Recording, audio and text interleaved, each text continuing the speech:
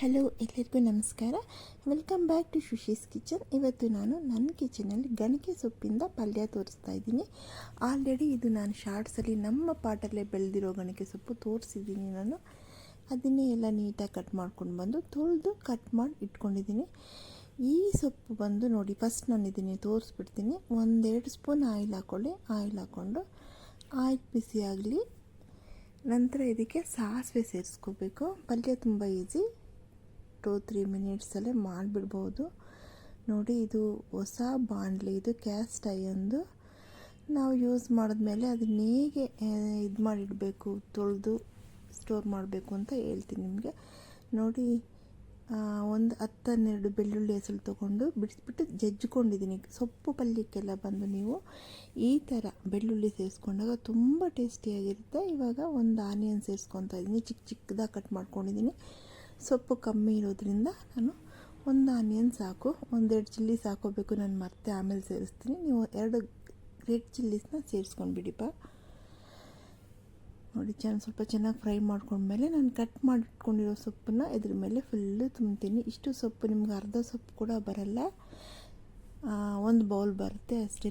ಈ ಸೊಪ್ಪು ಬಂದು ಮೌತ್ ಅಲ್ಸರ್ಗೆ, ಬಾಯಲ್ಲಿ ಹುಣ್ಣು ಬರುತ್ತಲ್ವ, ಆ ಟೈಮಲ್ಲಿ ನಾವು 1-2-3 ದಿನ ಮಾಡಿ ತಿಂದ್ರೂ ಆ ಹುಣ್ಣೆಲ್ಲ ವಾಸಿ ಆಗಿಬಿಡುತ್ತೆ. ಅಲ್ಲಿ ಬಬಲ್ಸ್ ಥರ ಬರುತ್ತೆ, ಖಾರ ತಿನ್ನೋಕ್ಕಾಗಲ್ಲ, ಏನೂ ತಿನ್ನೋಕ್ಕಾಗಲ್ಲ ಅಲ್ವಾ. ಆ ಥರ ಇದ್ದಾಗ ನೋಡಿ, ರೆಡ್ ಚಿಲ್ಲೀಸ್ ನಾನು ಇವಾಗ ಇಲ್ಲಿ ಇಡ್ತಾ ಇದ್ದೀನಿ. ಫಸ್ಟೇ ಹಾಕ್ಕೊಂಡ್ಬಿಡಿ, ಇವಾಗ ಹಾಕಿದ್ರೂ ಏನೂ ಪ್ರಾಬ್ಲಮ್. ಈ ಸೊಪ್ಪು ಬಂದು ಒಂದು 3-4 ಮಿನಿಟ್ಸಲ್ಲಿ ಬೆಂದ್ಬಿಡುತ್ತೆ. ಸ್ವಲ್ಪ ನೀರು ಸ್ಪ್ರಿಂಕಲ್ ಮಾಡಿದ್ರೆ ಸಾಕು, ಅಷ್ಟು ಒಳ್ಳೆಯದು ಈ ಸೊಪ್ಪು. ಸ್ವಲ್ಪ ಲೈಟ್ ಕಹಿ ಇರುತ್ತೆ ಅಷ್ಟೇ ಆರೋಗ್ಯಕ್ಕೆ ತುಂಬ ಒಳ್ಳೆಯದು. ಮೌತ್ ಅಲ್ಸರ್ಗೆ ಇದು ತುಂಬ ಒಳ್ಳೆಯ ಸೊಪ್ಪು.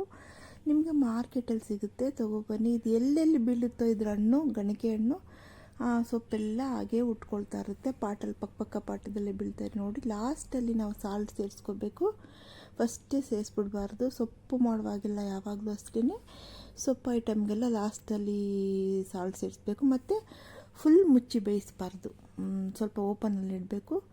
ಸೌಟ್ ಇಟ್ಬಿಟ್ಟು ಲಿಡ್ನ ಕ್ಲೋಸ್ ಮಾಡ್ಕೋಬೇಕು. ನೋಡಿ, ತೆಂಗಿನ ತುರಿ ಸೇರಿಸ್ಕೊತಾ ಇದ್ದೀನಿ. ಪಲ್ಯ ರೆಡಿ.